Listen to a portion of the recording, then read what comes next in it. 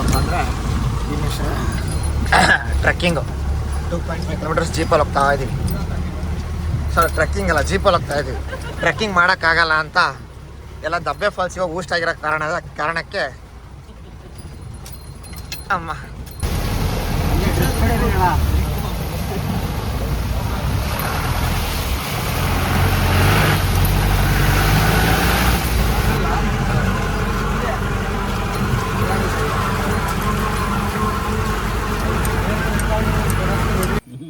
ನೀವು ಗಾಡಿ ಹತ್ತಕ್ಕೂ ಅನ್ನಂತಿಲ್ಲ, ಈ ಕಡೆ ದುಡ್ಡು ಖರ್ಚಾಗಬಾರ್ದು, ನಡಿಲೂಬಾರ್ದು ಅಂದ್ರೆ ಏನು ಮಾಡೋಕ್ಕಾಗತ್ತೆ?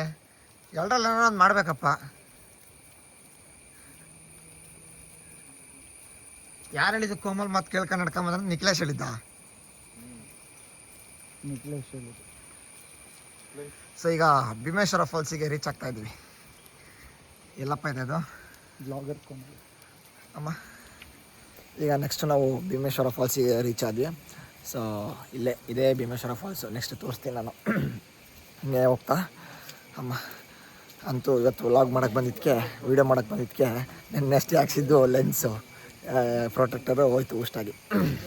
ಮೊಬೈಲ್ ತೊಗೊಂಡು.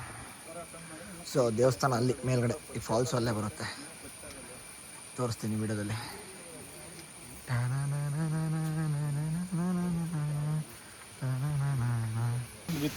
ಮೇಲೆ ಯಾರ ಮೇಲೆ? ಇಲ್ಲ ನನ್ನ ಮೇಲಾ? ಓ ಫಾಲ್ಸಿಗೆ ಬರ್ತಿದೀವಪ್ಪ. ನೆಕ್ಸ್ಟ್ ಲೆವೆಲ್ ಫಾಲ್ಸ್ ಇರೋ ಕಾಲ್ ನನ್ನ ಕೈಯಿಂದ ತಡ್ದೀನಿ. Thank you man.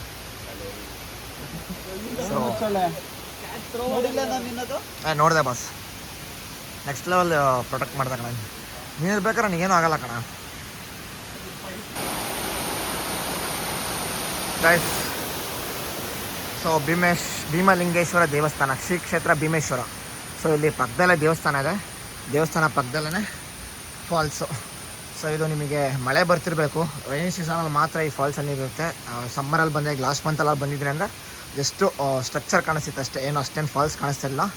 But next level ಇದೆ ಫಾಲ್ಸು. ನೋಡೋಣ ನಮ್ಮ ಅದೃಷ್ಟ ಹೇಗಿದೆ. ಇವತ್ತು ಸರಿ ಮಳೆ ಬಂದಿದೆ, ಫಾಲ್ಸ್ ಹೇಗಿರುತ್ತೆ ನೋಡುವ.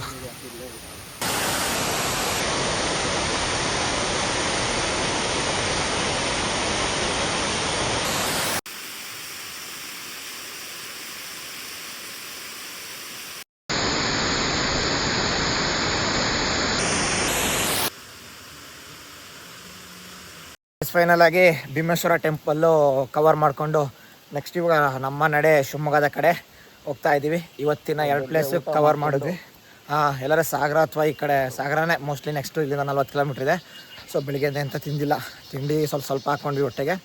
ಸೊ ಅದು ಮುಗಿಸ್ಕೊಂಡು